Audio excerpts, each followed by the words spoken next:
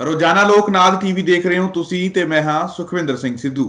Programme ਦੇ ਵਿੱਚ ਗੱਲਬਾਤ ਕਰਾਂਗੇ ਕੁਝ ਅਹਿਮ ਖਬਰਾਂ ਦੇ ਉੱਪਰ, ਖਾਸ ਕਰਕੇ ਕਿਸਾਨ ਅੰਦੋਲਨ ਦੇ ਨਾਲ ਜੁੜੀਆਂ ਹੋਈਆਂ ਖਬਰਾਂ ਦੇ ਉੱਪਰ। ਇਹਨਾਂ ਖਬਰਾਂ ਤੇ ਵਿਚਾਰ ਚਰਚਾ ਕਰਨ ਲਈ ਮੇਰੇ ਨਾਲ ਪ੍ਰੋਗਰਾਮ ਦੇ ਵਿੱਚ ਮੌਜੂਦ ਰਹਿਣਗੇ ਸਾਡੇ ਸੀਨੀਅਰ ਸਹਿਯੋਗੀ ਪ੍ਰੋਫੈਸਰ PS ਭੋਗਲ ਸਾਹਿਬ। ਸਭ ਤੋਂ ਪਹਿਲਾਂ ਭੋਗਲ ਸਾਹਿਬ ਦਾ ਸਵਾਗਤ ਕਰ ਲੈਂਦੇ ਹਾਂ। ਭੋਗਲ ਸਾਹਿਬ, ਸਵਾਗਤ ਹੈ ਰੋਜ਼ਾਨਾ ਲੋਕਨਾਥ ਟੀਵੀ ਤੇ। ਧੰਨਵਾਦ ਸੁਖਵਿੰਦਰ ਔਰ ਸਾਡੇ ਸਾਰੇ ਦਰਸ਼ਕਾਂ ਦਾ ਸਵਾਗਤ। Very good morning. ਅੱਜ ਐਤਵਾਰ ਦਾ ਦਿਨ ਹੈ, ਸਵੇਰੇ ਸਵੇਰੇ ਖਬਰਾਂ ਆਈਆਂ ਹੋਈਆਂ ਨੇ ਔਰ ਅਸੀਂ ਖਬਰਾਂ ਤੇ ਚਰਚਾ ਕਰਾਂਗੇ। ਹਾਂਜੀ ਜੀ ਭੋਗਲ ਸਾਹਿਬ, ਖਬਰਾਂ ਦੀ ਚਰਚਾ ਤੇ ਜਿਹੜੀ ਸ਼ੁਰੂਆਤ ਹੈ ਉਹ ਕਿਸਾਨ ਅੰਦੋਲਨ ਦੇ ਨਾਲ ਜੁੜੀਆਂ ਖਬਰਾਂ ਤੋਂ ਹੀ ਕਰਾਂਗੇ। ਸਭ ਤੋਂ ਪਹਿਲਾਂ ਅਸੀਂ ਆਪਣੇ ਦਰਸ਼ਕਾਂ ਨੂੰ ਇਹ ਦੱਸ ਦਈਏ ਕਿ ਮੌਜੂਦਾ ਜਿਹੜੀ ਹੈਗੀ ਹੈ ਕਿਸਾਨ ਅੰਦੋਲਨ ਦੀ ਸਥਿਤੀ ਕੀ ਹੈ। ਸੁਖਵਿੰਦਰ, ਕਿਸਾਨ ਅੰਦੋਲਨ ਨਾ ਸਿਰਫ ਹਿੰਦੁਸਤਾਨ ਬਲਕਿ ਦੁਨੀਆ ਭਰ ਦੇ ਵਿੱਚ ਲੋਕਾਂ ਦਾ ਉਹਦੇ ਉੱਤੇ ਜਿਹੜਾ ਹੈ ਫੋਕਸ ਹੋਇਆ ਹੋਇਆ ਹੈ। ਮੈਂ ਆਪਣੇ ਦਰਸ਼ਕਾਂ ਨਾਲ ਇਹ ਸ਼ੇਅਰ ਕਰਾਂਗਾ ਕਿ ਮੇਰੇ ਦੋਸਤ ਦੁਨੀਆ ਦੇ ਮੁਖਤਲਿਫ ਮੁਲਕਾਂ ਦੇ ਵਿੱਚ ਰਹਿੰਦੇ ਨੇ, ਉੱਥੋਂ ਦੇ ਵਾਸੀ ਨੇ। ਇਹ ਨਹੀਂ ਕਿ NRIs ਨੇ, ਉਹਨਾਂ ਦੇਸ਼ਾਂ ਦੇ ਰਹਿਣ ਵਾਲੇ ਲੋਕ ਜਿਹੜੇ ਮੇਰੇ ਨਾਲ ਦਿੱਲੀ ਜਵਾਹਰ ਲਾਲ ਨਹਿਰੂ ਯੂਨੀਵਰਸਿਟੀ 'ਚ ਪੜ੍ਹਦੇ ਰਹੇ ਕਿਸੇ ਸਮੇਂ। ਮੈਨੂੰ ਪਿਛਲੇ 2 ਦਿਨਾਂ 'ਚ ਉਹਨਾਂ ਦੀਆਂ ਕਈਆਂ ਦੀਆਂ ਫੋਨ ਕਾਲਸ ਆਈਆਂ ਕਿ ਦੇ ਵਾਂਟਡ ਟੂ ਨੋ ਕਿ ਕੀ ਹੋ ਰਿਹਾ ਹੈਗਾ ਦੇਸ਼ ਦੇ ਵਿੱਚ। ਮਤਲਬ ਹਰ ਇੱਕ ਵਰਗ ਦੇ ਬੰਦੇ ਨੂੰ, ਚਾਹੇ ਉਹ ਹਿੰਦੁਸਤਾਨੀ ਹੈ ਚਾਹੇ ਉਹ ਵਿਦੇਸ਼ 'ਚ ਬੈਠਾ ਵਿਦੇਸ਼ੀ ਹੈ, ਉਹਨਾਂ ਨੂੰ ਵੀ ਉਤਸੁਕਤਾ ਹੈ ਜਾਣਨ ਦੀ ਕਿ ਉੱਥੇ ਕੀ ਹੋ ਰਿਹਾ। ਤੋ ਕੱਲ ਦੀਆਂ ਜੋ ਕੁਝ ਡਿਵੈਲਪਮੈਂਟਸ ਨੇ ਸਾਡੇ ਕਿਸਾਨ ਅੰਦੋਲਨ ਦੇ ਵਿੱਚ, ਇੱਕ ਤਾਂ ਇਹ ਹੈ ਕਿ ਪਹਿਲੀ ਵਾਰੀ ਨਰਿੰਦਰ ਮੋਦੀ ਨੂੰ ਇਹ ਮੌਕਾ ਮਿਲਿਆ ਜਾਂ ਸਮਾਂ ਮਿਲਿਆ ਕਿ ਕਿਸਾਨ ਅੰਦੋਲਨ ਦੇ ਬਾਰੇ ਉਹ ਥੋੜੀ ਬਹੁਤੀ ਕੋਈ ਗੱਲ ਕਰ ਸਕਣ ਪਾਰਲੀਮੈਂਟ ਦੇ ਵਿੱਚ। ਔਰ ਸਰਬ ਭਾਰਤੀ ਮੀਟਿੰਗ ਦੇ ਵਿੱਚ ਉਹਨਾਂ ਨੂੰ ਮਜਬੂਰਨ ਗੱਲ ਕਰਨੀ ਪਈ। ਮੈਂ ਮਜਬੂਰਨ ਇਸ ਕਰਕੇ ਕਹਿ ਰਿਹਾ ਕਿ ਉਹ ਹੁਣ ਤੱਕ ਐਡਾ ਵੱਡਾ ਕੁਝ ਹੋ ਗਿਆ ਸੀ ਤਾਂ ਉਹ ਕੋਸ਼ਿਸ਼ ਹੀ ਕਰਕੇ ਬਚਦੇ ਸੀ ਕਿ ਨਾ ਹੀ ਕੋਈ ਬੋਲਣਾ ਪਵੇ। ਮਤਲਬ ਉਹ ਇਸ ਤਰ੍ਹਾਂ ਦਾ ਇਮੇਜ ਦੇਣਾ ਚਾਹੁੰਦੇ ਸੀ ਕਿ ਇਹ ਕੋਈ ਛੋਟੀ ਮੋਟੀ ਬਾਤ ਹੈ, ਕੋਈ ਐਸਾ ਮਸਲਾ ਨਹੀਂ ਹੈ। ਸਿੱਧੇ ਤੌਰ ਤੇ ਜੇਕਰ ਸਵਾਲ ਦੀ ਗੱਲ ਕਰੀਏ ਤਾਂ ਕੱਲ ਪ੍ਰਧਾਨ ਮੰਤਰੀ ਮੋਦੀ ਨੂੰ ਇਸ ਮਾਮਲੇ ਤੇ ਸਿੱਧੇ ਤੌਰ ਤੇ ਸਵਾਲ ਹੋਏ, ਫਿਰ ਉਹਨਾਂ ਨੂੰ ਜਵਾਬ ਦੇਣਾ ਪਿਆ। ਜਵਾਬ ਉਹਨਾਂ ਨੇ ਉਹੀ ਦਿੱਤਾ ਕਿ ਸਾਡੀ ਜਿਹੜੀ ਪੇਸ਼ਕਸ਼ ਹੈ ਕਿ ਅਸੀਂ 18 ਮਹੀਨੇ ਇਹਨਾਂ ਨੂੰ ਹੋਲਡ ਕਰ ਸਕਦੇ ਹਾਂ। ਹਾਲਾਂਕਿ ਹੋਲਡ ਉਹ ਕਰ ਨਹੀਂ ਸਕਦੇ ਟੈਕਨੀਕਲੀ, ਲੇਕਿਨ ਚਲੋ ਉਹਨਾਂ ਨੇ ਕਿਹਾ ਕਿ ਅਸੀਂ ਉਸ ਪੇਸ਼ਕਸ਼ ਤੇ ਖੜੇ हैं। और उन्होंने ये कहा कि किसान जब भी चाहें कृषि मंत्री को एक टेलीफोन करेंगे तो बातचीत हो सकती है। यानी हुण भी वो ये चाहते हैं कि किसान ही जिहड़ा है इनीशिएटिव लैन, ਜਦੋਂ ਕਿ ਕਿਸਾਨਾਂ ਦਾ ਹੁਣ ਇਹ ਹੈ ਕਿ ਅਸੀਂ ਸਰਕਾਰ ਨਾਲ ਉਦੋਂ ਤੱਕ ਨਹੀਂ ਗੱਲ ਕਰਨੀ ਜਦੋਂ ਤੱਕ ਸਰਕਾਰ ਸਾਡੀ ਮੰਗ ਤੇ ਗੱਲ ਨਹੀਂ ਕਰਨ ਆਉਂਦੀ। ਯਾਨੀ ਰਾਕੇਸ਼ ਟਕੈਤ ਉਹਨਾਂ ਨੇ ਵੀ ਕਿਹਾ, ਦੂਸਰੇ ਨੇਤਾਵਾਂ ਨੇ ਵੀ ਕਿਹਾ ਕਿ ਜਦੋਂ ਇਹ ਬਿੱਲ ਰੋਲ ਬੈਕ ਕਰਨੇ ਹੋਣਗੇ ਤਾਂ ਸਰਕਾਰ ਸਾਨੂੰ ਦੱਸ ਦੇਵੇ, ਨਹੀਂ ਤਾਂ ਸਾਡਾ ਜਿਹੜਾ ਅੰਦੋਲਨ ਹੈ ਉਹ ਜਾਰੀ ਹੈ ਜਿੰਨੀ ਦੇਰ ਮਰਜ਼ੀ ਇਹ ਅੰਦੋਲਨ ਸਾਨੂੰ ਚਲਾਉਣਾ ਪਵੇ। ਸਾਡੇ ਦਰਸ਼ਕ ਜਾਣਦੇ ਨੇ ਕਿਸਾਨ ਜਿਹੜੇ ਹੈਗੇ ਆ ਉਹ ਕਹਿੰਦੇ ਕਿ ਸਾਨੂੰ ਸਰਕਾਰ ਜਦੋਂ ਮਰਜ਼ੀ ਬੁਲਾ ਲਵੇ ਅਸੀਂ ਮੀਟਿੰਗ ਨੂੰ ਤਿਆਰ ਹਾਂ। ਦੂਜੇ ਪਾਸੇ ਸਰਕਾਰ ਆ ਜਿਹੜੀ ਉਹ ਕਿਸਾਨਾਂ ਦਾ ਫੋਨ ਉਡੀਕ ਰਹੀ ਹੈ। ਬਿਲਕੁਲ, ਲੇਕਿਨ ਕਿਸਾਨਾਂ ਦਾ ਇਹ ਕਹਿਣਾ ਹੈ ਕਿ ਅਸੀਂ ਅੰਦੋਲਨ ਵਾਪਸ ਨਹੀਂ ਲੈਣਾ, ਅੰਦੋਲਨ ਜ਼ੋਰ ਸ਼ੋਰ ਨਾਲ ਚੱਲਾਂਗੇ। ਔਰ ਖੁਸ਼ੀ ਦੀ ਗੱਲ ਇਹ ਹੈ ਕਿ ਇੱਕ ਅੱਧੇ ਦਿਨ ਦੀ ਜਿਹੜੀ ਦੁਖਦ ਘਟਨਾਵਾਂ ਹੋਈਆਂ ਉਸ ਤੋਂ ਬਾਅਦ ਅੰਦੋਲਨ ਜਿਹੜਾ ਹੈ ਪਹਿਲੇ ਨਾਲੋਂ ਵੀ ਜ਼ਿਆਦਾ ਜੋਸ਼ ਦੇ ਨਾਲ ਜਿਹੜਾ ਹੈਗਾ ਉਹ ਚੱਲ ਪਿਆ। ਖਾਸ ਤੌਰ ਤੇ ਜਿਹੜਾ ਪੱਛਮੀ ਯੂਪੀ ਹੈ, ਵੈਸਟਰਨ ਯੂਪੀ, ਜਿਹਨੂੰ ਅਸੀਂ ਜਾਟ ਬੈਲਟ ਕਹਿ ਦਿੰਦੇ ਹਾਂ, ਜਿੱਥੇ ਕਿਸਾਨੀ ਦਾ ਜਿਹੜਾ ਹੈ ਬੜਾ ਜ਼ਬਰਦਸਤ ਰੋਲ ਹੈ, ਉੱਥੇ ਅਸੀਂ ਦੇਖਿਆ ਮੁਜ਼ੱਫਰਨਗਰ ਦੇ ਵਿੱਚ ਇੱਕ ਮਹਾਪੰਚਾਇਤ ਹੋਈ ਔਰ ਉੱਥੋਂ ਹਜ਼ਾਰਾਂ ਦੀ ਤਾਦਾਦ ਦੇ ਵਿੱਚ ਟਰੈਕਟਰ ਟਰਾਲੀਆਂ ਦੇ ਲੋਕ ਗਾਜ਼ੀਪੁਰ ਬਾਰਡਰ ਤੇ ਤੁਰ ਪਏ। ਔਰ ਹੁਣ ਇੱਕ ਫੈਸਲਾ ਹੋਇਆ ਉਹਨਾਂ ਦਾ ਕਿ ਬਾਗਪਤ ਦੇ ਵਿੱਚ ਵੀ ਇੱਕ ਮਹਾਪੰਚਾਇਤ ਹੋਏਗੀ। ਬਾਗਪਤ ਸਾਡੇ ਦਰਸ਼ਕਾਂ ਨੂੰ ਮੈਂ ਦੱਸ ਦੇਣਾ ਚਾਹੁੰਦਾ, ਚੌਧਰੀ ਚਰਨ ਸਿੰਘ ਜਿਹੜੇ ਪੁਰਾਣੇ ਕਿਸਾਨ ਨੇਤਾ ਹੁੰਦੇ ਸੀ 60s ਦੇ ਵਿੱਚ ਔਰ ਬਾਅਦ ਦੇ ਵਿੱਚ ਥੋੜ੍ਹੀ ਦੇਰ ਲਈ ਭਾਰਤ ਦੇ ਪ੍ਰਧਾਨ ਮੰਤਰੀ ਵੀ ਰਹੇ 1979-80 ਦੇ ਵਿੱਚ, ਉਹਨਾਂ ਦਾ ਇਲਾਕਾ ਹੈ, ਬੜਾ ਸਟਰੋਂਗ ਹੋਲਡ ਹੈ। ਹੁਣ ਉਹਨਾਂ ਦੇ ਬੇਟਾ ਚੌਧਰੀ ਅਜੀਤ ਸਿੰਘ ਉੱਥੇ ਜਿਹੜਾ ਹੈ ਉੱਥੋਂ ਮੈਂਬਰ ਪਾਰਲੀਮੈਂਟ ਵੀ ਰਹੇ ਨੇ, ਉਹਨਾਂ ਦਾ ਬੜਾ ਦਬਦਬਾ ਹੈ ਉਸ ਏਰੀਏ 'ਚ। ਤਾਂ ਉਸ ਏਰੀਏ ਦੇ ਵਿੱਚ ਵੀ ਮਹਾਪੰਚਾਇਤ ਹੋਏਗੀ, ਉੱਥੋਂ ਵੀ ਲੋਕ ਜਿਹੜੇ ਹੈ ਉਹ ਸ਼ਾਮਿਲ ਹੋਣਗੇ। ਔਰ ਇੱਥੋਂ ਤੱਕ ਲੋਕਾਂ ਨੇ ਕਹਿਣਾ ਸ਼ੁਰੂ ਕਰ ਦਿੱਤਾ, ਨਰੇਸ਼ ਟਕੈਤ ਜਿਹੜੇ ਰਾਕੇਸ਼ ਟਕੈਤ ਦੇ ਭਰਾ ਹੈ ਔਰ ਦੂਸਰੇ ਲੋਕਾਂ ਨੇ, ਕਿ ਸਾਡੇ ਤੋਂ ਬਹੁਤ ਵੱਡੀ ਗਲਤੀ ਹੋ ਗਈ ਕਿ ਅਸੀਂ ਪਿਛਲੀਆਂ ਚੋਣਾਂ ਦੇ ਵਿੱਚ BJP ਦਾ ਸਮਰਥਨ ਕਰ ਦਿੱਤਾ। ਤਾਂ BJP ਨੂੰ ਪਹਿਲੀ ਵਾਰੀ ਜਿਹੜਾ ਹੈ ਉਹ ਇੱਕ ਹੀਟ ਜਿਹੜੀ ਹੈ ਉਹ ਇਸ ਦੀ ਬਰਦਾਸ਼ਤ ਕਰਨੀ ਪੈ ਰਹੀ ਹੈ।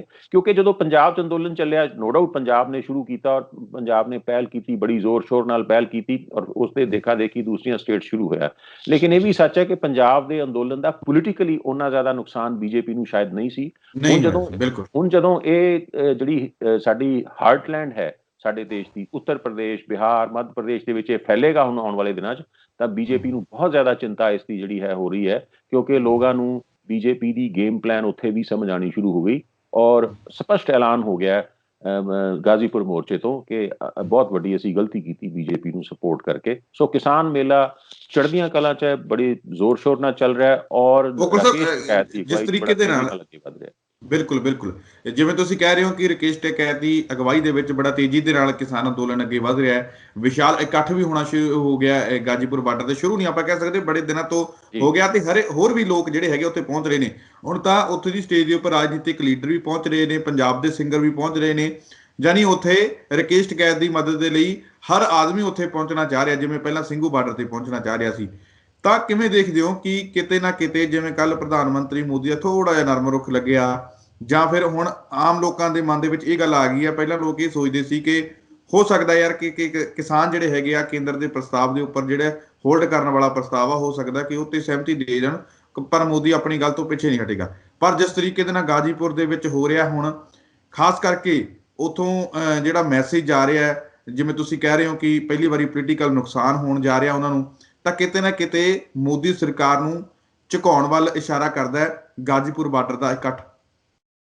ਦੇਖੋ, ਗਾਜ਼ੀਪੁਰ ਤੋਂ ਚੌਧਰੀ ਰਾਕੇਸ਼ ਟਿਕੈਤ ਔਰ ਬਾਕੀ ਕਿਸਾਨ ਨੇਤਾਵਾਂ ਨੇ ਜਿਹੜੇ ਪੰਜਾਬ ਤੋਂ ਵੀ ਉੱਥੇ ਸੀ, ਉਹਨਾਂ ਨੇ ਸਪਸ਼ਟ ਕਿਹਾ ਕਿ ਇਹ ਅੰਦੋਲਨ ਉਦੋਂ ਤੱਕ ਵਾਪਸ ਨਹੀਂ ਲਿਆ ਜਾਏਗਾ ਜਦੋਂ ਤੱਕ 3 ਖੇਤੀ ਬਿੱਲ ਜਿਹੜੇ ਹੈ ਉਹਨਾਂ ਨੂੰ ਵਾਪਸ ਨਹੀਂ ਲਿਆ ਜਾਂਦਾ। ਉਹਨਾਂ ਨੇ ਕਿਹਾ ਕਿ ਅਸੀਂ ਇਸ ਦੇ ਪਿੱਛੇ ਪਿਛਲੇ 5 ਮਹੀਨੇ ਤੋਂ ਡਟੇ ਹੋਏ ਹਾਂ, ਅਸੀਂ ਕੁਰਬਾਨੀਆਂ ਦਿੱਤੀਆਂ, 150 ਤੋਂ ਜ਼ਿਆਦਾ ਸਾਡੇ ਜਿਹੜੇ ਕਿਸਾਨ ਇਹਦੇ ਵਿੱਚ ਸ਼ਮੂਲੀਅਤ ਲਈ ਆਏ ਸੀਗੇ ਪੰਜਾਬ ਤੋਂ ਔਰ ਦੂਸਰੇ ਇਲਾਕਿਆਂ ਤੋਂ, ਉਹਨਾਂ ਦੀ ਜਿਹੜੀ ਹੈ ਉਹਨਾਂ ਦੀ ਮੌਤ ਹੋਈ ਭਿੰਨ ਕਾਰਨਾਂ ਕਰਕੇ, ਔਰ ਨੁਕਸਾਨ ਚੱਲਿਆ, ਤਕਲੀਫਾਂ ਚੱਲੀਆਂ, ਤੇ ਜੇ ਅਸੀਂ ਸਮਝੌਤਾ ਹੀ ਕਰਨਾ ਹੁੰਦਾ ਤਾਂ ਫਿਰ ਜਿਹੜਾ ਹੈ ਉਹ ਪਹਿਲਾਂ ਹੀ ਹੋ ਜਾਂਦਾ।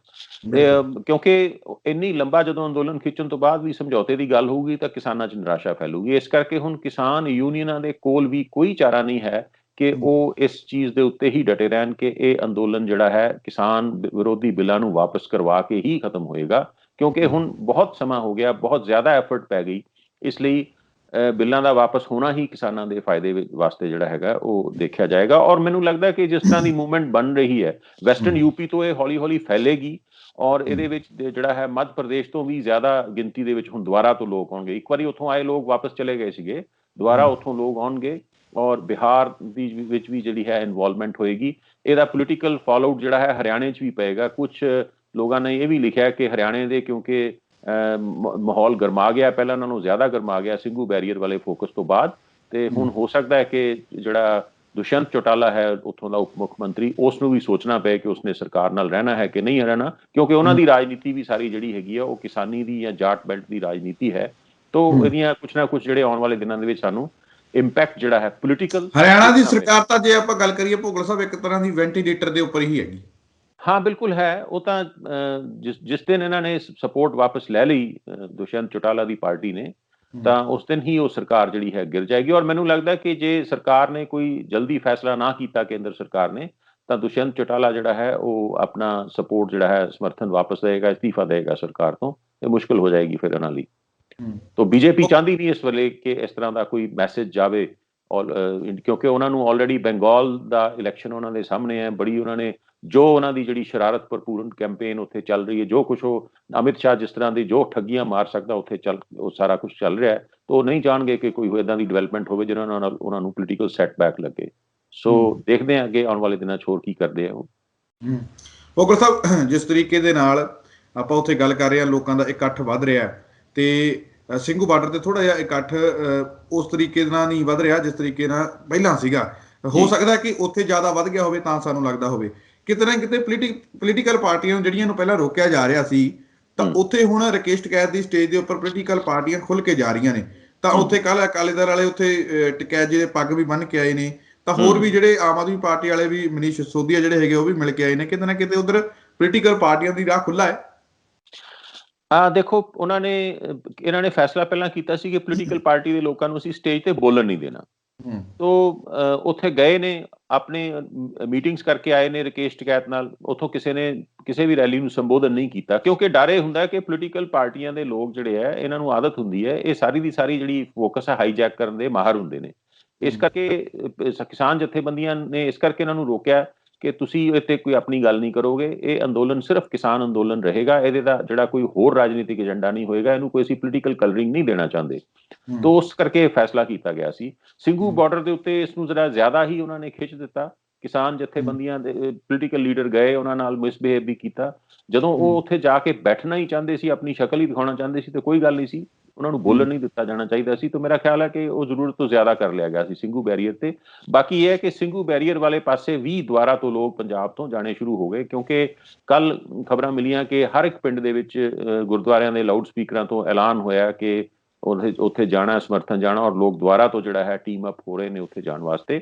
ਦੂਸਰਾ ਇਹ ਹੈ ਕਿ ਉਹਨਾਂ ਨੂੰ ਥੋੜਾ ਜਿਹਾ, ਕਿਉਂਕਿ ਇੰਟਰਨੈਟ ਬੰਦ ਕੀਤਾ ਹੋਇਆ, ਸਰਕਾਰ ਸ਼ਰਾਰਤ ਕਰਨ ਤੋਂ ਤਾਂ ਬਾਜ਼ ਆਉਂਦੀ ਨਹੀਂ। ਸਾਰੇ ਦੇ ਸਾਰੇ ਜਿਹੜੇ ਚਾਰੇ ਪਾਸੇ ਦਿੱਲੀ ਦੇ ਬੈਰੀਅਰ ਨੇ, ਉੱਥੇ ਇੰਟਰਨੈਟ ਸਰਵਿਸਿਜ਼ ਅੱਜ ਰਾਤ 12 ਵਜੇ ਤੱਕ ਫਿਰ ਬੰਦ ਹੈ। ਉੱਥੋਂ ਲੇਟੈਸਟ ਕੁਝ ਨਹੀਂ ਆ ਰਿਹਾ, ਭ੍ਰਾਂਤੀਆਂ ਫਲਾਈਆਂ ਜਾ ਰਹੀਆਂ, ਲੋਕਾਂ ਨੂੰ ਡਰਾਇਆ ਜਾ ਰਿਹਾ, ਖਾਸ ਤੌਰ ਤੇ ਕਿਉਂਕਿ ਸਿੰਘੂ ਬੈਰੀਅਰ ਤੋਂ ਲੋਕ ਗਏ ਸੀਗੇ ਲਾਲ ਕਿਲੇ ਵਾਲੇ ਪਾਸੇ ਨੂੰ, ਤੇ ਪੰਜਾਬ ਦੇ ਕਈ ਨੌਜਵਾਨ ਜਿਹੜੇ ਹੈ ਗਾਇਬ ਨੇ। ਅੱਜ ਜਿਹੜੀਆਂ ਖਬਰਾਂ ਅਖਬਾਰਾਂ ਦੇ ਵਿੱਚ ਆਈਆਂ ਹੋਈਆਂ, ਉਹਦੇ ਮੁਤਾਬਕ 84 ਵਿਅਕਤੀਆਂ ਨੂੰ ਹੋਰ ਗ੍ਰਿਫਤਾਰ ਕੀਤਾ ਗਿਆ, ਔਰ 38 ਨਵੇਂ ਮਾਮਲੇ ਜਿਹੜੇ ਹੈ ਦਰਜ ਕੀਤੇ ਨੇ ਦਿੱਲੀ ਪੁਲਿਸ ਨੇ। ਔਰ ਉੱਥੇ ਬਿਲਕੁਲ ਸੰਯੁਕਤ, ਜਿਵੇਂ ਤੁਸੀਂ ਕਹਿ ਰਹੇ ਹੋ, ਸੰਯੁਕਤ ਕਿਸਾਨ ਮੋਰਚੇ ਦੇ ਆਗੂਆਂ ਦੇ ਵੱਲੋਂ ਵੀ ਗੱਲ ਕਹੀ ਗਈ ਹੈ, ਜਿਵੇਂ ਤੁਸੀਂ ਦੱਸ ਰਹੇ ਹੋ ਕਿ ਸਿੰਘੂ ਬਾਰਡਰ ਦੇ ਉੱਪਰ ਲਗਾਤਾਰ ਪੁਲਿਸ ਦੇ ਵੱਲੋਂ ਧੱਕੇਸ਼ਾਹੀ ਕੀਤੀ ਜਾ ਰਹੀ ਹੈ, ਧੱਕੇਸ਼ਾਹੀ ਦੇ ਨਾਲ ਅੰਦੋਲਨ ਚੁਕਵਾਉਣ ਦੀ ਕੋਸ਼ਿਸ਼ ਕੀਤੀ ਜਾ ਰਹੀ ਹੈ। ਕਹਿੰਦੇ ਕਿ ਉੱਥੋਂ ਨੌਜਵਾਨਾਂ ਨੂੰ ਵੀ ਲਗਾਤਾਰ ਚੁੱਕਿਆ ਜਾ ਰਿਹਾ ਹੈ, ਤੇ ਉੱਥੇ ਜਿਹੜੇ ਕਵਰ ਕਰ ਰਹੇ ਨੇ ਪੱਤਰਕਾਰ, ਉਹਨਾਂ ਨੂੰ ਵੀ ਚੁੱਕਿਆ ਜਾ ਰਿਹਾ।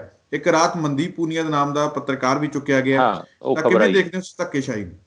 ਨਹੀਂ, ਧੱਕੇਸ਼ਾਹੀ ਤਾਂ ਦੇਖੋ ਜਿੱਥੇ ਕਿਤੇ ਉਹਨਾਂ ਦਾ ਵਸ ਚੱਲੇਗਾ ਉਹ ਕਰਨਗੇ। ਬਹੁਤ ਹੀ ਜਿਹੜੀ ਹੈ, ਇੱਕ ਮੈਂ ਉਹ ਸ਼ਬਦ ਨਹੀਂ ਇਸਤੇਮਾਲ ਕਰਨਾ ਚਾਹੁੰਦਾ, ਇਹ ਜਿਹੜੀ ਜਮਾਤ ਸੱਤਾ ਤੇ ਕਾਬਜ਼ ਹੋਈ ਹੋਈ ਹੈ, ਬੜੀ ਹੀ ਮਤਲਬ ਇਹਨਾਂ ਦੀ ਸ਼ਰਮ ਦੀ ਕੋਈ ਇਹਨਾਂ ਦੀ ਹੱਦ ਨਹੀਂ, ਬੇਸ਼ਰਮੀ ਦੀ। ਇਹ ਕਿਸੇ ਵੀ ਹੱਦ ਤੱਕ ਜਾ ਸਕਦੇ ਨੇ। ਬੇਸਿਕਲੀ ਮੈਂ ਅਸੀਂ ਬਾਰ-ਬਾਰ ਕਹਿੰਦੇ ਹਾਂ ਕਿ ਇਹ ਫਾਸਿਸਟ ਮਾਈਂਡ ਹੈ। ਇਹਨਾਂ ਦਾ ਕੋਈ ਲੈਣਾ ਦੇਣਾ ਨਹੀਂ ਲੋਕਾਂ ਨਾਲ, ਕੋਈ ਲੈਣਾ ਦੇਣਾ ਨਹੀਂ ਲੋਕਤੰਤਰ ਨਾਲ, ਕੋਈ ਲੈਣਾ ਦੇਣਾ ਨਹੀਂ ਇੱਥੋਂ ਦੇ ਸੱਭਿਆਚਾਰ ਦੇ ਨਾਲ। ਇਹਨਾਂ ਨੂੰ ਸਿਰਫ ਔਰ ਸਿਰਫ ਆਪਣਾ ਜਿਹੜਾ ਏਜੰਡਾ ਹੈ ਉਹ ਨਜ਼ਰ ਆਉਂਦਾ। ਉਸ ਲਈ ਇਹ ਕਿਸੇ ਵੀ ਜਿਹੜੀ ਹੈ ਘਟੀਆ ਹੱਦ ਤੱਕ ਜਾ ਸਕਦੇ ਹੈ, ਤੇ ਉਹ ਜਾ ਰਹੇ ਨੇ। ਉੱਥੇ ਉਹ ਪੁਲਿਸ ਨੂੰ ਵਰਤ ਰਹੇ ਨੇ, ਆਪਣਾ ਜਿਹੜਾ ਕਾਡਰ ਹੈ ਉਸ ਨੂੰ ਲਿਆ ਕੇ ਕਿ ਜੀ ਇਹ ਸਥਾਨਿਕ ਲੋਕ ਹੈ, ਜਦਕਿ ਸਥਾਨਿਕ ਲੋਕ ਸ਼ਰੇਆਮ ਜਿਹੜਾ ਹੈ ਮੀਡੀਆ ਤੇ ਕਹਿ ਰਹੇ ਕਿ ਸਾਡੇ ਪਿੰਡ ਦੇ ਨਹੀਂ, ਨਾ ਸਾਨੂੰ ਕੋਈ ਤਕਲੀਫ ਹੈ ਨਾ ਲੋਕਾਂ ਤੋਂ। ਸਿੰਘੂ ਪਿੰਡ ਦੇ ਲੋਕਾਂ ਨੇ ਇਹ ਗੱਲ ਜਿਹੜੀ ਹੈ ਮੀਡੀਆ ਤੇ ਆ ਕੇ ਕਹੀ ਹੈ। ਤੋ ਇਸ ਸਰਕਾਰ ਤੋਂ ਤੁਸੀਂ ਕਿਸੇ ਵੀ ਹੱਦ ਤੱਕ ਦੀ ਨੀਚਤਾ ਜਿਹੜੀ ਹੈਗੀ ਹੈ ਉਸ ਦੀ ਉਮੀਦ ਕਰ ਸਕਦੇ ਹੋ, ਲੇਕਿਨ ਅਸੀਂ ਤਾਂ ਉਸਨੂੰ, ਸਾਡੇ ਲੋਕਾਂ ਨੇ ਤਾਂ ਫੈਸਲਾ ਕੀਤਾ ਹੋਇਆ ਕਿ ਉਸਨੂੰ ਲੜਨਾ। ਸੋ ਇਹ ਜਿਹੜੀ ਚੀਜ਼ ਹੈਗੀ ਹੈ ਬੜੀ ਦੁਖਦਾਈ ਹੈ, ਲੇਕਿਨ ਇਹ ਸੱਚ ਹੈ ਕਿ ਉੱਥੇ ਜਿਹੜਾ ਹੈ ਕੀਤਾ ਜਾ ਰਿਹਾ। ਔਰ ਮੈਨੂੰ ਲੱਗਦਾ ਹੈ ਕਿ ਦੂਸਰੇ ਕਿਸਾਨ ਨੇਤਾ ਵੀ ਇਸ ਵਾਲੇ ਪਾਸੇ ਧਿਆਨ ਦੇਣਗੇ, ਦੁਬਾਰਾ ਤੋਂ ਆ ਕੇ ਸਿੰਘੂ ਬੈਰੀਅਰ ਨੂੰ ਜਿਹੜਾ ਹੈ ਮਜ਼ਬੂਤ ਕੀਤਾ ਜਾਏਗਾ। ਕਿਉਂਕਿ ਜੇ ਇੱਕ ਵੀ ਇਹ ਸਿੰਘੂ ਬੈਰੀਅਰ ਇੱਕ ਦੂਸਰਾ ਵੱਡਾ ਮੋਰਚਾ ਹੈ। ਹੁਣ ਪਹਿਲਾਂ ਇਹ ਵੱਡਾ ਮੋਰਚਾ ਸੀ ਗਾਜ਼ੀਪੁਰ ਤੇ, ਹੁਣ ਫੋਕਸ ਗਾਜ਼ੀਪੁਰ ਤੇ ਚਲਾ ਗਿਆ, ਲੇਕਿਨ ਹਜੇ ਇਸ ਦੀ ਬਹੁਤ ਅਹਿਮੀਅਤ ਹੈ। ਤੇ ਜੇ ਇਹ ਮੋਰਚਾ ਧਰਾਸ਼ਾਹੀ ਹੋ ਗਿਆ ਤਾਂ ਫਿਰ ਅੰਦੋਲਨ ਨੂੰ ਬੜੀ ਢਾਲ ਲੱਗੇਗੀ। ਇਸ ਕਰਕੇ ਇਸ ਨੂੰ ਮਜ਼ਬੂਤ ਰੱਖਣਾ ਬਹੁਤ ਜ਼ਰੂਰੀ ਹੈ। ਫੋਗਲ ਸਾਹਿਬ, ਕੱਲ ਇੱਕ ਕੈਪਟਨ ਸਾਹਿਬ ਦਾ ਵੀ ਬੜਾ ਵੱਡਾ ਬਿਆਨ ਹੈ, ਜਿਹਦੇ ਵਿੱਚ ਉਹਨਾਂ ਨੇ ਇਹ ਗੱਲ ਕਹੀ ਹੈ ਮੋਦੀ ਨੂੰ ਕਿ ਤੁਸੀਂ ਜਲਦ ਤੋਂ ਜਲਦ ਇਸ ਮਸਲੇ ਦਾ ਹੱਲ ਕਰੋ। ਪੰਜਾਬ ਬਾਰਡਰ ਸਟੇਟ ਹੈ, ਪੰਜਾਬ ਦਾ ਜਿਹੜਾ ਇਸ ਪੰਜਾਬ ਦੇ ਤੇ ਦੇਸ਼ ਦੇ ਇਹਨਾਂ ਹਾਲਾਤਾਂ ਦਾ ਗੁਆਂਢੀ ਮੁਲਕ ਜਿਹੜੇ ਆ ਉਹ ਫਾਇਦਾ ਚੱਕ ਸਕਦੇ ਆ। ਤਾਂ ਸਾਜ਼ਿਸ਼ ਵੀ ਦੱਸੀ ਗਈ ਹੈ, ਕਹਿ ਰਹੇ ਨੇ ਕਿ ਨਵੀਆਂ ਸਾਜ਼ਿਸ਼ਾਂ ਕਰ ਰਹੇ ਨੇ, ਹਥਿਆਰ ਭੇਜਣ ਦਾ ਜਿਹੜਾ ਸਿਲਸਿਲਾ ਵਧਿਆ ਹੈ ਪੰਜਾਬ ਦੇ ਵਿੱਚ ਪਾਕਿਸਤਾਨ ਵਾਲੀ ਪਾਸਿਓਂ। ਤਾਂ ਕਿਵੇਂ ਦੇਖਦੇ ਹੋ ਕੈਪਟਨ ਸਾਹਿਬ ਦੇ ਇਸ ਖਦਸ਼ੇ ਨੂੰ? ਸੁਖਵਿੰਦਰ, ਮੈਨੂੰ ਲੱਗਦਾ ਕਿ ਕੈਪਟਨ ਅਮਰਿੰਦਰ ਸਿੰਘ ਨੇ ਜੋ ਕੁਝ ਬੋਲਿਆ ਉਹਦੇ ਤੇ ਮੈਨੂੰ ਕੁਝ ਨਹੀਂ ਕਹਿਣਾ ਚਾਹੀਦਾ। ਬੇਕਾਰ ਹੈ, ਉਹਦੀ ਕੋਈ ਲੋੜ ਨਹੀਂ ਸੀ, ਬੇਵਜ੍ਹਾ ਹੈ, ਔਰ ਉਹਦਾ ਨਾ ਉਹ ਗੱਲ ਕੋਈ ਬਣਦੀ ਹੈ। ਖਾਮਖਾਹ ਉਹਨਾਂ ਨੂੰ ਆਦਤ ਹੈ ਕਿ ਜੀ ਵਿਦੇਸ਼ਾਂ ਤੋਂ ਖਤਰਾ ਆ ਰਿਹਾ। ਸਾਡੇ ਦੇਸ਼ ਦੇ ਵਿੱਚ ਆਦਤ ਹੀ ਬਣੀ ਹੋਈ ਹੈ, ਦੇਸ਼ ਦੇ ਵਿੱਚ ਸਮੱਸਿਆ ਹੁੰਦੀ ਹੈ ਤੇ ਅਸੀਂ ਕਹਿ ਦਿੰਦੇ ਜੀ ਵਿਦੇਸ਼ਾਂ ਤੋਂ ਖਤਰਾ। ਵਿਦੇਸ਼ਾਂ ਤੋਂ ਜਿੰਨਾ ਪ੍ਰੋਬਲਮ ਚੱਲਦੀ ਸੀ ਉਨੀ ਹੁਣ ਵੀ ਚੱਲਦੀ, ਕੋਈ ਐਕਸਟਰਾਆਰਡੀਨਰੀ ਪ੍ਰੋਬਲਮ ਨਹੀਂ ਹੈਗੀ। ਪਾਕਿਸਤਾਨ ਦੇ ਨਾਲ ਉਹਨਾਂ ਦਾ ਖਾਸ ਪਿਆਰ ਹੈ, ਲੇਕਿਨ ਪਾਕਿਸਤਾਨ ਨਾਲ ਉਹਨਾਂ ਦੀ ਦੁਸ਼ਮਣੀ ਵੀ ਹੈ। ਫਿਰ ਉੱਥੇ ਬਿਆਨ ਵੀ ਦੇ ਦਿੰਦੇ ਪਾਕਿਸਤਾਨ ਤੋਂ ਖਤਰਾ ਹੈ, ਤੇ ਪਾਕਿਸਤਾਨ ਨੂੰ ਘਰ 'ਚ ਬਿਠਾਈ ਵੀ ਬੈਠੇ ਆ ਉਹ। ਸੋ ਕੀ ਕਰ ਸਕਦੇ ਹਾਂ ਆਪਾਂ ਉਹਨਾਂ ਨੂੰ? ਸੋ ਉਹਨਾਂ ਦੇ ਬਿਆਨ ਨੂੰ ਅਸੀਂ ਕਿਸੇ ਕਿਸਮ ਦਾ, ਮੈਂ ਤਾਂ ਸੰਜੀਦਗੀ ਨਾਲ ਨਹੀਂ ਲੈਣਾ ਚਾਹੁੰਦਾ। ਦੂਜੇ ਪਾਸੇ ਜਿਹੜੇ ਪੰਜਾਬ ਦੇ ਸਹਿ ਇੰਚਾਰਜ ਲਾਏ ਨੇ ਰਾਘਵ ਚੱਢਾ, ਆਮ ਆਦਮੀ ਪਾਰਟੀ ਨੇ, ਉਹਨਾਂ ਨੇ ਬਿਆਨ ਦੇ ਦਿੱਤਾ ਕੈਪਟਨ ਸਾਹਿਬ ਨੂੰ, ਕਹਿੰਦੇ ਕਿ ਤੁਸੀਂ ਕਿਸਾਨਾਂ ਦੀ ਸੁਰੱਖਿਆ ਦੇ ਲਈ ਸੁਰੱਖਿਆ ਦਿਓ, ਉੱਥੇ ਕਿਸਾਨ ਅੰਦੋਲਨ ਦੇ ਵਿੱਚ ਪੰਜਾਬ ਪੁਲਿਸ ਲਾ ਦਿਓ, ਕਹਿੰਦੇ ਕਿਸਾਨਾਂ ਦੀ ਸੁਰੱਖਿਆ 'ਚ। ਨਹੀਂ, ਰਾਘਵ ਚੱਢਾ ਦਾ ਬਿਆਨ ਜਿਹੜਾ ਹੈ ਉਹ ਪੋਪੂਲਿਸਟ ਬਿਆਨ ਹੈ।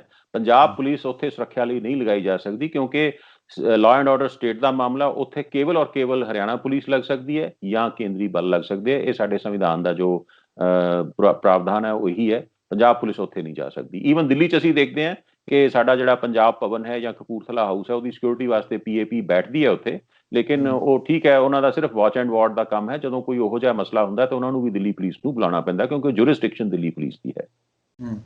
ਤਾਂ ਇੱਕ ਵੱਡਾ ਬਿਆਨ ਜਿਹੜਾ ਇਹਨਾਂ ਦਾ ਵੀ ਸਾਹਮਣੇ ਆਇਆ ਸੀ, ਰਕੇਸ਼ ਟਕੈਤ ਦੇ ਵੱਲੋਂ, ਉਹਦੇ ਭਰਾ ਦੇ ਵੱਲੋਂ ਵੀ, ਇੰਟਰਨੈਟ ਬੰਦ ਕਰਨ ਤੇ ਇਹਨਾਂ ਨੇ ਕਿਹਾ ਕਿ ਕਿਸਾਨਾਂ ਦੀ ਆਵਾਜ਼ ਦੱਬੀ ਨਹੀਂ ਜਾਊਗੀ। ਉਹਨਾਂ ਨੇ ਨਾਲ ਇਹ ਵੀ ਗੱਲ ਕਹੀ ਹੈ ਕਿ ਅੱਜ ਜਿਹੜੇ ਹੈਗੇ ਆ ਪੰਚਾਇਤਾਂ ਜਿਹੜੀਆਂ ਉਹ ਇੱਥੇ ਮੀਟਿੰਗ ਕਰਨਗੀਆਂ ਆਪਸ ਦੇ ਵਿੱਚ, ਤੇ ਮਹਾਪੰਚਾਇਤ ਕਰਨ ਤੋਂ ਬਾਅਦ ਦਿੱਲੀ ਨੂੰ ਕਹਿੰਦੇ ਵੱਡੇ ਕਾਫਲੇ ਤੁਰਨਗੇ। ਕਿਤੇ ਨਾ ਕਿਤੇ ਚਿੰਤਾ ਦਾ ਵਿਸ਼ਾ ਕੇਂਦਰ ਸਰਕਾਰ ਦੇ ਲਈ।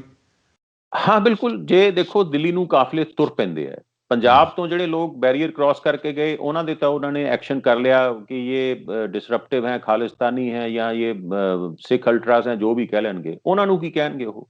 ਔਰ ਉਹ ਲੋਕਾਂ ਦੀ ਤਾਦਾਦ ਇੰਨੀ ਜ਼ਿਆਦਾ ਹੋਏਗੀ ਕਿ ਇਹ ਪੁਲਿਸ ਜਾਂ ਪੈਰਾਮਿਲਟਰੀ ਫੋਰਸ ਸੋਚ ਵੀ ਨਹੀਂ ਸਕਦੀ, ਰੋਕ ਵੀ ਨਹੀਂ ਸਕਦੀ। ਔਰ ਪੁਲਿਸ ਔਰ ਪੈਰਾਮਿਲਟਰੀ ਫੋਰਸ ਦੇ ਵਿੱਚ ਉਹਨਾਂ ਹੀ ਇਲਾਕਿਆਂ ਦੇ ਜਵਾਨ ਜ਼ਿਆਦਾ ਨੇ।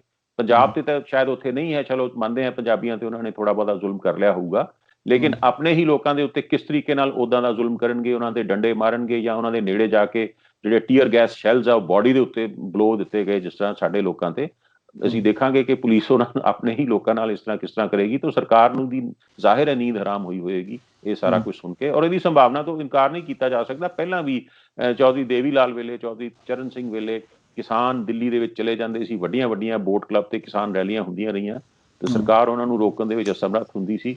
तो ਹੁਣ ਵੀ ਉਹ ਸਿਨੈਰੀਓ ਬਣ ਸਕਦਾ ਹੈ। ਮੈਨੂੰ ਲੱਗਦਾ ਕਿ ਸਰਕਾਰ ਕੋਈ ਨਾ ਕੋਈ ਸੋਚ ਰਹੀ ਹੋਏਗੀ ਇਸ ਸਥਿਤੀ ਤੋਂ ਨਿਪਟਣ ਵਾਸਤੇ ਕਿੱਦਾਂ ਇਸ ਤੋਂ ਬਾਹਰ ਆਣਾ ਹੈ। ਇੱਕ ਖਬਰ ਇਹ ਵੀ ਹੈ ਕਿ ਕਿਸਾਨ ਅੰਦੋਲਨ ਦੇ ਵਿਚਾਲੇ ਹੁਣ ਅੱਜ ਪ੍ਰਧਾਨ ਮੰਤਰੀ ਨਰਿੰਦਰ ਮੋਦੀ ਜਿਹੜੇ ਹੈਗੇ ਆ ਅੱਜ 11 ਵਜੇ ਮਨ ਕੀ ਬਾਤ ਕਰਨਗੇ। ਕੱਲ ਜਿਹੜੀ ਮੀਟਿੰਗ ਦੇ ਵਿੱਚ ਮੁੱਦਾ ਉੱਠਿਆ ਕਿਸਾਨ ਅੰਦੋਲਨ ਦਾ, ਕੀ ਲੱਗਦਾ ਕਿ ਪ੍ਰਧਾਨ ਮੰਤਰੀ ਨਰਿੰਦਰ ਮੋਦੀ ਅੱਜ ਮਨ ਕੀ ਬਾਤ ਦੇ ਵਿੱਚ ਕਿਸਾਨਾਂ ਤੇ ਬੋਲਣਗੇ? ਪਹਿਲਾਂ ਵਾਰ-ਵਾਰ ਕੋਈ ਜਾਂ ਤਾਂ ਬੋਲ ਨਹੀਂ ਸੀ ਰਹੇ ਜਾਂ ਬਿਲਕੁਲ ਹੀ ਕਾਨੂੰਨਾਂ ਦੇ ਹੱਕ ਦੇ ਵਿੱਚ ਹੀ ਬੋਲੀ ਜਾ ਰਹੇ ਸੀ। ਕੱਲ ਥੋੜਾ ਜਿਹਾ ਹੈਗਾ, ਉਹਨਾਂ ਨੇ ਕਿਹਾ ਕਿ ਗੱਲਬਾਤ ਕਰਨੀ ਤਿਆਰ ਆ, ਕੋਈ ਗੱਲ ਨਹੀਂ, ਆਪਾਂ ਇੱਦਾਂ ਕਰ ਲਾਂਗੇ, ਉੱਦਾਂ ਕਰ ਲਾਂਗੇ। ਪਰ ਪਹਿਲਾਂ ਤਾਂ ਸਿੱਧੇ ਤੌਰ ਤੇ ਹੀ ਕਾਨੂੰਨਾਂ ਦੇ ਹੱਕ ਦੇ ਵਿੱਚ ਹੀ ਬੋਲਦੇ ਸੀਗੇ। ਤਾਂ ਅੱਜ ਲੱਗਦਾ ਕਿ ਮਨ ਕੀ ਬਾਤ ਦੇ ਵਿੱਚ ਕੁਝ ਨਾ ਕੁਝ ਕਿਸਾਨਾਂ ਪ੍ਰਤੀ ਬੋਲਿਆ ਜਾ ਸਕਦਾ ਹੈ। ਦੇਖੋ, ਇਹ ਜਿਹੜਾ ਵਿਅਕਤੀ ਸਾਡੇ ਦੇਸ਼ ਦਾ ਪ੍ਰਧਾਨ ਮੰਤਰੀ ਹੈ, ਇਹ ਕੀ ਕਰੂਗਾ ਬਹੁਤ ਅਨਪ੍ਰੈਡਿਕਟੇਬਲ ਹੈ, ਕਿਉਂਕਿ ਇਹ ਲੋਕਤੰਤਰੀ ਕਦਰਾਂ ਕੀਮਤਾਂ 'ਚ ਵਿਸ਼ਵਾਸ ਹੀ ਨਹੀਂ ਰੱਖਦੇ, ਕੋਈ ਇੰਡੀਕੇਸ਼ਨ ਨਹੀਂ ਦਿੰਦੇ। ਹੋ ਸਕਦਾ ਹੈ ਕੁਝ ਬੋਲ ਵੀ ਦੇਵੇ, ਹੋ ਸਕਦਾ ਹੈ ਕੁਝ ਨਾ ਵੀ ਬੋਲੇ।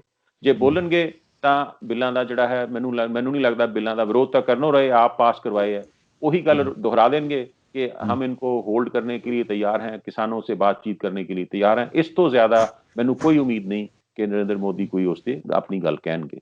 सो कोई उम्मीद नहीं रखनी चाहिए। जी, भोगल साहब तुसीं साडे नाल जुड़े, इन अहम खबरां दे उपर साडे नाल विचार चर्चा कीती, तुहाडा बहुत बहुत धन्नवाद। धन्नवाद तुहाडा और साडे सारे दर्शकों का बहुत बहुत धन्नवाद।